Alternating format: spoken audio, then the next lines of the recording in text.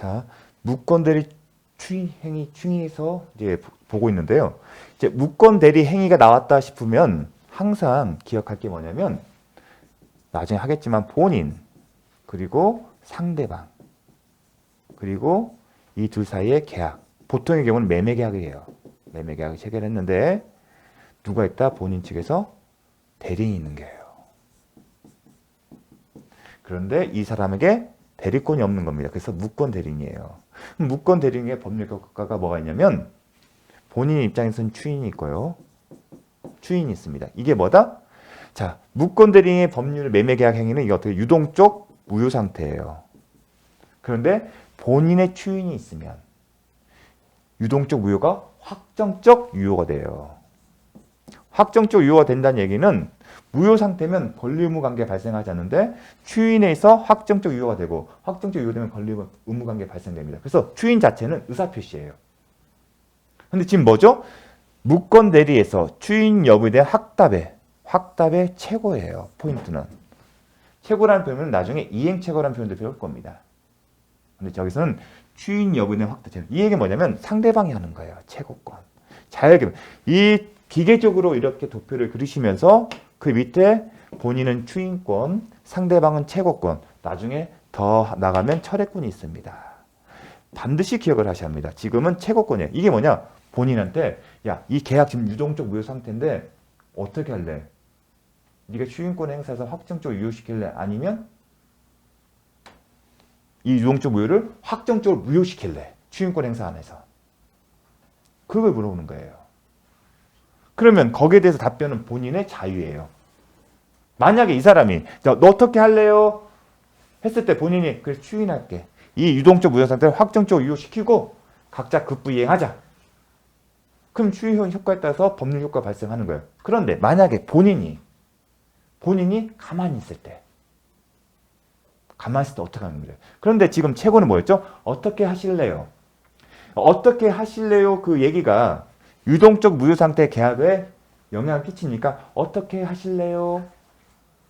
이렇게 물어보는 것 자체가 매매 계약 자체에 대해서 유동적 무효 상태에 영향을 못 끼쳐요. 제 그 얘기를 하는 이유는 뭐냐면 어떤 의사를 표시하는 거예요. 그런데 우리가 앞에서 의사 표시가 있으면 어떤 법률 행위에 효과를 끼쳐요. 그런데 이건 어떤 의사를 표현하지만 어떤 영향을 끼치지 않아요. 어떤 의사를 표현은 있어요. 그런데 법률에 이런 문구가 있어요. 상대방이 본인에게 어떻게 하려고 최고를 했는데 상대방이 아무런 답변도 하지 않고 가만히 있으면 어떤 효과가 발생한다? 추인을 거절한 것으로 본다. 추인을 거절한 것을 본다는 얘기는 유동적 무효인 매매 계약을 확정적 무효로 본다는 거예요. 그런데 그런 효과는 영향을 끼치는 거잖아요. 유동적 무효를 확정적 무효로 바꾼 거잖아요. 그런데 이 사람 의사에 따라 의사 표시들을 한 거예요. 이 사람 단순히 어떻게 할까요? 할 겁니까? 하고 물어본 거잖아요. 근데 효과는 법률의 규정에 의해서 발생하잖아요. 그 차이점입니다. 그런 차이점이 있기 때문에 의사 통지가 아니라 우리가 법률 행위는 뭐였죠? 의사 표시예요.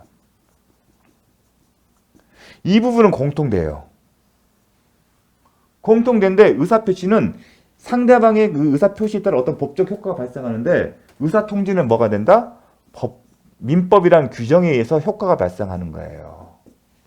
법률 행위는 사람의 의사, 자연인의 의사에 따라 의사 표시에 따라 발생하는 건데 요거는 법률이에요. 의사는 있지만 요 차이점, 효과는 법에 의해서 효과 발생하기 때문에 법률 행위가 아니고 준이라는 표현을 쓴 겁니다. 의사가 있기 때문에. 의사 표시에 의사 통지에서 의사가 있기 때문에 여기 공통된 부분이 있기 때문에 준이라는 표현을 쓰는 겁니다. 법률 행위는 아니지만 법률 행위에 준한다. 근데 준 법률 행위를 보게 된다면 나중에 법률 행위의 의사 표시에 관한 규정이 적용되는 실익이 있는 겁니다. 거기까지는 시험에 나오지 않습니다. 다만 이제 여러분의 이해를 위해서 한번 설명하는 거지. 딱 여러분 기억하면 확답의 최고는 의사 통지고 준 법률 행위다. 이것만 기억하시면 됩니다.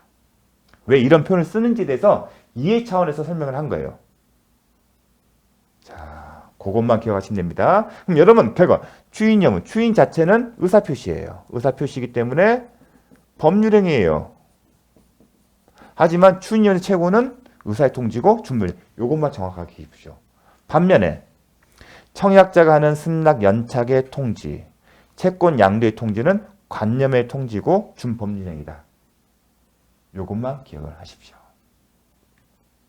마찬가지로 비슷한 포맷으로 설명이 되는 겁니다. 관념은 뭐냐면 사실의 통지예요. 사실. 이 사실과. 근데 채권은 의사예요. 의사와 사실에 보면 개념적으로 이건 의사에 해당되는 거고 이건 관념은 사실 통지다.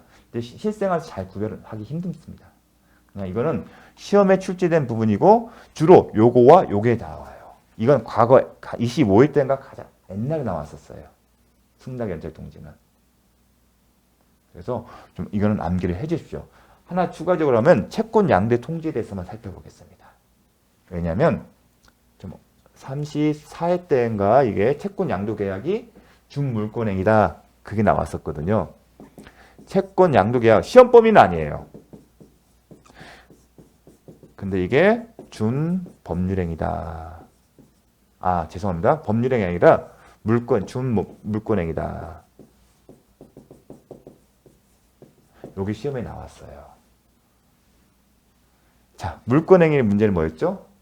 항상 채권행위를 구분하십시오. 채권행위는 급부 이행의 문제가 있지만 물권행위는 급부 이행의 문제가 발생하지 않는다. 그 차이점이에요. 자, 그럼 채권 양도 계약이 급부 이행 문제가 발생하지 않는다는 거예요. 그걸 왜 준이라는 표현을 쓸까요? 물권행위는 부동산과 관련되는 거예요. 지금 뭐죠? 채권이에요. 그래서 부동산이 아니기 때문에 준이라는 표현을 쓴 거예요. 그럼 채권 양도 계약이 뭐냐? 예컨대 그걸 살펴보겠습니다. 매도인인가 있고요. 매수인이 매매 계약을 했고 계약이 유효하게 성립되려면 급부의 이행의 문제가 있죠. 그 급부가 뭐가 있죠? 소유권 이전 등기. 항상 기억해 주십시오. 기계적으로 목적물의 인도, 매매된 것과 관련됐습니다. 그럼 매매된 것과 관련해서는 매도인은 매수인에게 뭐가 있죠? 매매대금을 지급해달라는 청구권이 있고 이 성격은 급부 이행 문제가 있기 때문에 채권이에요. 채권. 매매대금, 채권. 그냥 통상 매매대금 채권이라는 표현을 씁니다. 매수인에 대해 행사할 수 있는 권리죠. 근데 이 채권은 재산이에요. 그래서 채권은 원칙적으로 자유롭게 양도할 수 있어요. 네, 이 채권을 다른 사람에게 팔 수 있다는 겁니다. 팔았어요. 이 채권을 파는 걸 뭐라냐? 부동산 같은 경우에는 매매계약이라고 쓰지만 채권은 매매라고 쓰지 않아요. 채권 매매계약이라는 표현도 쓰지만 뭐라고 쓴다? 채권 양도계약이라는 표현을 씁니다. 주로. 매매계약이라는 표현도 씁니다. 실질은 매매예요. 그러면 등장한 사람이 이 사람이 양도인이 되고 양도니까 이걸 받는 사람이 양수인이 존재해요. 제3자가. 채권 양도계약으로. 그런데 매매가 되면 소유권의 변동이잖아요.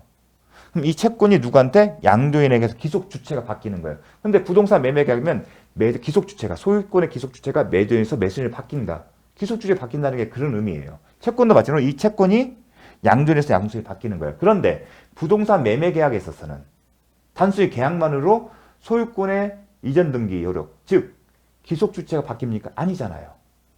제가 뭐랬죠? 물권행위와 그리고 물권행위가 있어야만이 소유권의 기속주체가 바뀐다. 즉 소유권 이전 등기의 효력이 발생한다. 근데 물권행위는 뭐였죠? 물권적 합의와 물권적 합의는 소유권이기 때문에 소유권 이전 등기 합의와 뭐가 있어요? 등기가 있어야 하잖아요. 근데 그걸 비교했을 때 채권 양도 계약에 별도로 추가로 요구하는 게 있어요? 없어요. 계약만으로 기속주체가 바뀌었어요. 즉 급부 이행 문제가 발생하지 않기 때문에 물권행위인데 부동산이 아니기 때문에 준물권행위다. 이걸 물어봤습니다. 이게 시험에 출제됐습니다. 그래서 채권 양도 계약은 준물권행위다. 그것만 기억하시면 됩니다. 이제 더 이상 설명하지 않을 겁니다. 그런데 문제는 뭐냐면 채권의 기속주체가 이 사람이에요. 그럼 채권이라는 것은 특정의 상대방에 대해서 행사할 수 있는 권리예요.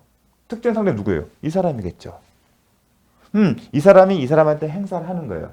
그런데 법에서는 문제의식을 가졌던 거예요. 어느 날 갑자기 이 사람이 채권 양도 계약 눈망해요. 양도인과 양수인만 하죠.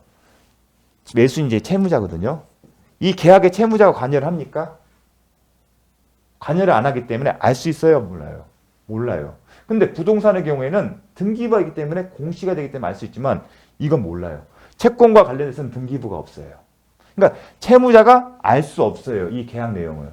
그 얘기는 이 사람이 등장해서 이거 행사할 때 이 사람이 진짜인지 가짜인지 알 수 있다 없다? 모를 수 있다는 겁니다.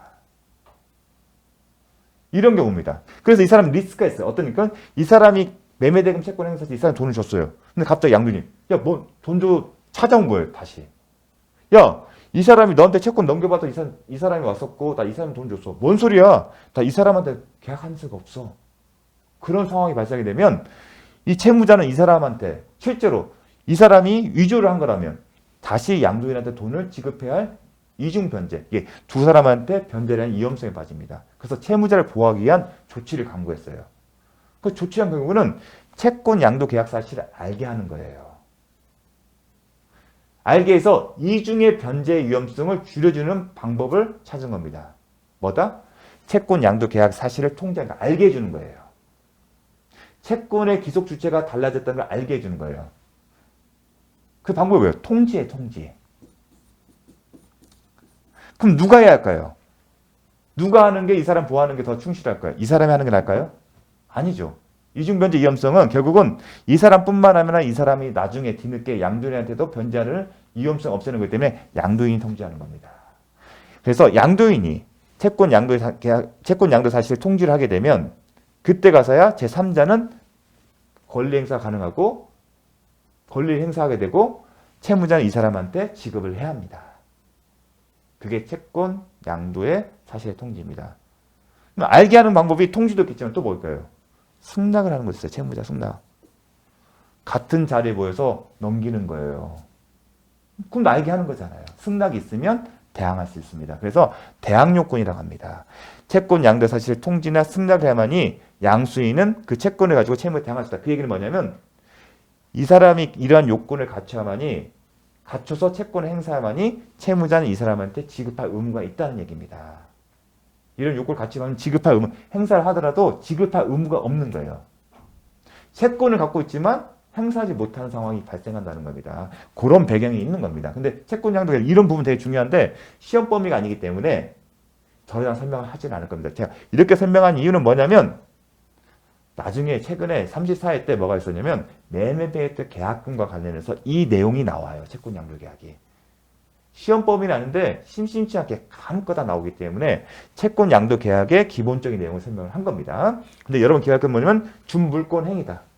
그리고 양도인이 통지하거나 아니면 채무자 승낙해야만이 양수인은 그 권리를 행사할 수 있고 그때 가서 비로소 채무자는 지급할 의무가 있다는 겁니다. 거기까지만 기억해 주시면 됩니다. 자, 미성년자 법률행위에 대한 법정 대행의 동의. 요것도 상대방이 있는 단독이다. 자, 법률관계, 권리 의무 관계는 의사표시가 있기 때문에 발생하는 거예요. 법적 구속력이 있는 거고요. 그러면 의사표시는 합리적으로 판단할 수 있는 능력을 전제하는 거예요. 하지만 미성년자는 합리적인 판단이 없기 때문에 혼자서 하지 말고 뭐다? 법정 대리인의 동의가 있어야 합니다. 만약에 법정 대리인의 동의 없이 하게 되면 합리적인 판단할 수 있는 능력을 갖추지 못한 미성년자이기 때문에 취소할 수가 있는 겁니다. 그래서 동의는 상대방이 있는 단독행위다. 그 하나. 근데 미성년자 파트, 이 파트는 시험 범위 아닌데 이 동의가 상대방이 단독이다. 간혹 나옵니다. 자주 나오진 않고. 그 다음에 상계 의사표시. 요것도 시험 범위는 아닌데 법률행 유형과 관련해서 상대방이 있는 단독행위다. 옛날에 나온 적이 있습니다. 그래서 여기까지가 중요하다 그러면 요거 여기까지예요. 6, 7번은 간혹 나옵니다. 과거에 나온 겁니다. 최근에 나온 바가 없습니다. 잘 기억해 주십시오. 그 다음에 답은 111조 의사표시의 효력 발생 시기. 법조문을 암기한다. 자, 읽어보겠습니다. 상대방이 있는 의사표시는 상대방에게 도달한 때 효력이 생긴다. 그럼 상대방이 있는 의사표시는 뭐가 있을까요? 계약과 그 다음에 뭐죠? 상대방이 있는 단독행위죠.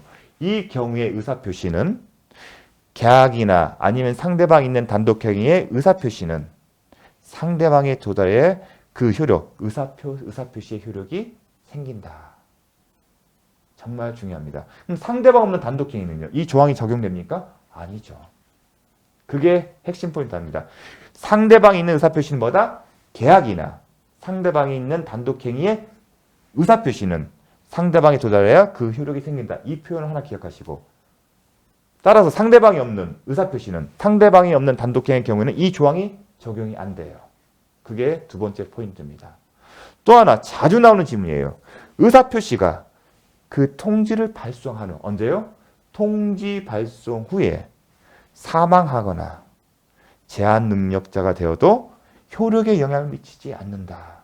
정말 자주 나오는 출제 지문입니다. 반드시 암기를 하셔야 합니다. 이 내용을 문구를 가지고 조금씩 바뀌어요. 어떤 의사표시. 계약이면 뭐예요? 그 의사표시가. 청약으로 나오는 경우가 있습니다. 아니 승낙으로. 그것도 의사표시잖아요. 계약에서 나타나는 그 의사표시는 청약과 승낙으로 표현을 달리해요. 다만 청약과 승낙의 차이점은 시간적 선이에요. 먼저 제안을 하는 게 청약이고요. 거기에 오케이. 뭐 조건 변경이죠. 나 그렇게 할게. 그게 승낙이에요. 만약 승낙에다가 야, 그 내용을 좀 바꿔서 하면 안 될까? 나 그 돈에 못 사. 만약에 내가 이 가격에 팔 것 같으면 나 오케이 할게. 그거는 승낙이에요. 승낙 무조건 그냥 오케이예요. 올라놨음처럼 가냐 부예요. 그게 승낙이에요. 그럼 승낙에 만약에 조건을 변경하면 그거는 다시 청약이 되는 거고, 거기에 대해서 좋아 그 가격에 내가 살게 하게 되면 그게 승낙입니다. 청약과 승낙은 시간적 선호 개념이에요. 근데 핵심 뭐다? 의사표시인 거예요. 그래서 시험은 계약을 전제로 해서 청약의 의사표시는 상대방 조례할 때 효력이 생긴다. 승낙의 의사표시 이렇게 바꿔서 나올 때도 있습니다. 잠시 쉬었다가 계속 보도록 하겠습니다.